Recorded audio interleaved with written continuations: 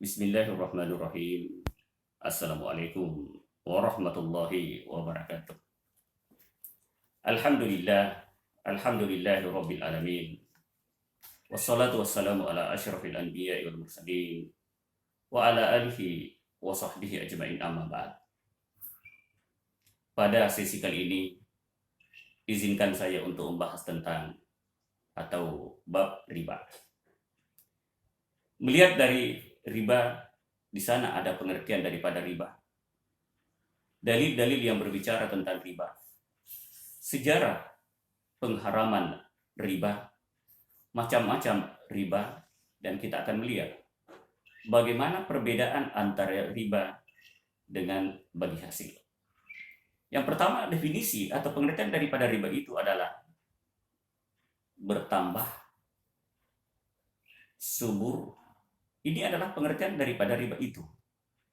Bertambah ataupun zubur. Az-ziyadah, bertambah. At-tam, subur, dan seterusnya. Dari sisi dalilnya, banyak dalil-dalil yang terdapat di dalam Al-Quran yang berbicara tentang riba. Termasuk ketika Allah Subhanahu wa Ta'ala berfirman dalam Al-Quran, wa ahallallahu al-bai'a wa harrama riba, dan Allah menghalalkan jual beli, mengharamkan riba. Adapun sejarah bagaimana Allah Subhanahu wa Ta'ala mengharamkan riba, pernah saya bahas bahwa riba ini adalah bagian daripada muamalah, yang mana muamalah adalah kata amalah yang dilakukan, muamalah dua orang yang melakukan, termasuk jual beli dua orang yang melakukan, pinjam meminjam dua orang yang melakukan. Muamalah adalah satu konsep yang pernah dilakukan oleh manusia, lalu kemudian Allah Subhanahu wa Ta'ala mengaturnya. Ini perbedaan antara muamalah dengan ibadah. Tadi saya katakan bahwa muamalah sesuatu yang dilakukan dulu oleh manusia. Ketika ada hal-hal yang melenceng, baru Allah Subhanahu wa Ta'ala kemudian mengaturnya. Beda kalau ibadah. Ibadah, Allah Subhanahu wa Ta'ala menurunkan wahyunya atau mengutus Jibril kepada Rasulullah Shallallahu alaihi wasallam. Bahkan ketika mau diperintahkan perintah salat, Allah Subhanahu wa Ta'ala memperjalankan Rasulullah SAW untuk menerima perintah salat itu. Jadi diperintahkan dulu, baru diwajibkan. Itu adalah ibadah. Sementara muamalah dilakukan dulu, lalu kemudian diatur. Maka Allah Subhanahu wa Ta'ala pertama kali berbicara tentang riba di dalam Al-Quran ketika Allah Subhanahu wa Ta'ala mengambil perbandingan antara riba dengan zakat. Sebagaimana dalam firman-Nya dalam surah Ar-Rum pada ayat ke-39, "Wa ma ataitum mir riba liyarbu fi amwalin nas fala yarbu indallah. Wa ma ataitum min zakatin turiduna wajhallahi fa ulaika humul mudhaifun." Sesuatu tambahan yang kamu berikan agar dia bertambah pada harta manusia, maka riba itu tidak menambah di sisi Allah Subhanahu wa Ta'ala. Dan apa yang kamu berikan berbentuk zakat, maka itulah yang akan bertambah di sisi Allah Subhanahu wa Ta'ala. Maka itulah yang dimaksud faulaika humul mudhaifun, yaitu orang-orang yang melipat gandakan pahalanya di sisi Allah Subhanahu wa Ta'ala. Apa maksud ayat Allah Subhanahu wa Ta'ala dalam surah Ar-Rum ayat 39? Konsepnya sama-sama mengeluarkan. Ketika memberikan pinjaman kepada saudaranya, mengeluarkan. Ketika mengeluarkan zakat, juga mengeluarkan. Tetapi ekstensinya adalah berbeda. Yang mana betul ketika meminjamkan kepada saudaranya ada tambahan, tetapi yang kita harapkan adalah tambahan di sisi Allah Subhanahu wa Ta'ala, maka ekstensinya berbeda. Riba tidak ada tambahannya di sisi Allah Subhanahu wa Ta'ala, sementara zakat ada tambahannya di sisi Allah Subhanahu wa taala. Lalu kemudian muamalah yang dilakukan dulu baru diatur. Konsep riba ini telah berjalan begitu lama. Olehnya itu, ketika Allah Subhanahu wa taala mau mengharamkan riba ini, orang-orang jahiliyah mengatakan, innamal bai'u mislu riba. Sesungguhnya jual beli sama dengan riba. Apa maksud orang-orang jahiliyah yang ada dalam Al-Quran?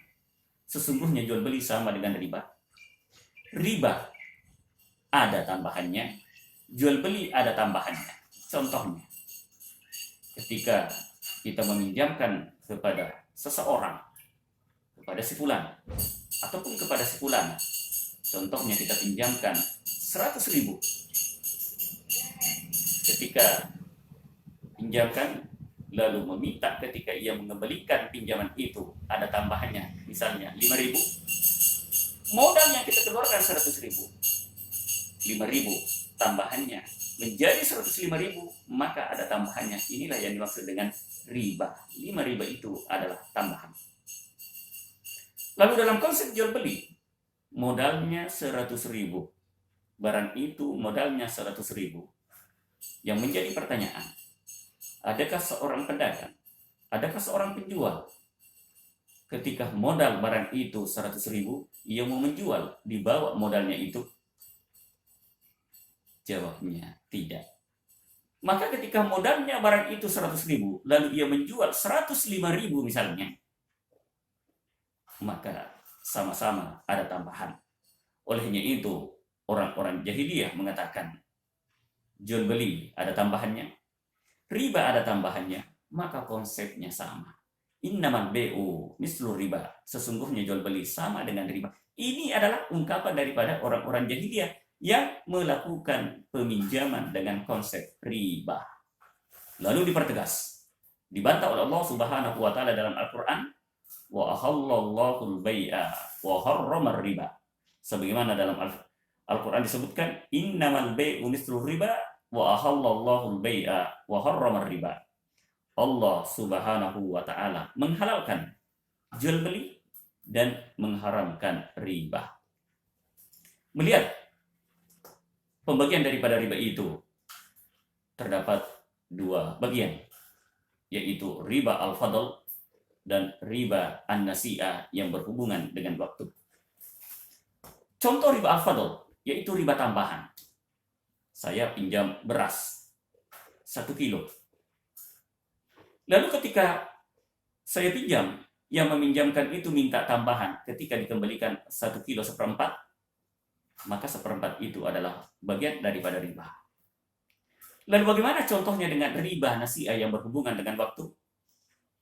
Ketika saya pinjamkan kepada seseorang 100.000 dengan kesepakatan bahwa 100.000 ini Anda wajib lunasi dalam tenggang waktu 1 bulan misalnya. Ini bisa muncul riba dua sisi. Ketika saya datang ke sana tahu bahwa dia tidak punya uang, saya katakan kepada dia, jika kamu belum mempunyai uang 100.000, saya perpanjang waktunya dan kamu menambah 100.000 itu menjadi 100.000 sekian. Ataupun dia sendiri mengatakan, saya belum punya uang, perpanjang waktunya, saya akan menambahkan utang saya. Ini adalah riba nasi'ah, riba yang berhubungan dengan waktu. Lalu bagaimana perbedaan antara bunga bank dengan bagi hasil? Bunga bank, kita semua ketahui bahwa ketika seseorang meminjam pada bank misalnya, bunganya pasti sudah termaktub bahwa bunga peminjaman Anda sekian dan akan berubah meskipun tidak ada kesepakatan kedua belah pihak bahwa perubahan bunga bank itu tergantung dari banknya. Sementara bagi hasil, itu kesepakatannya di awal. Misalnya, saya memberikan contoh dalam konsep mudharabah, yang mana mudharabah ini satu orang yang tidak memiliki modal, tetapi seseorang itu memiliki keahlian. Taruhlah misalnya keahliannya ia pintar memasak. Mendatangi seseorang, "Bang, pinjamkan uangnya 100.000 misalnya, saya akan buat restoran begini misalnya." Lalu orang itu memberikan dananya 100.000 atau katakan 1 juta sebagai modal, sebagai uang untuk diinvestasikan untuk membangun sebuah restoran. Nah, kesepakatan di sini bisa dilakukan atau wajib dilakukan di awal, tetapi bagi persennya harus menjadi kesepakatan.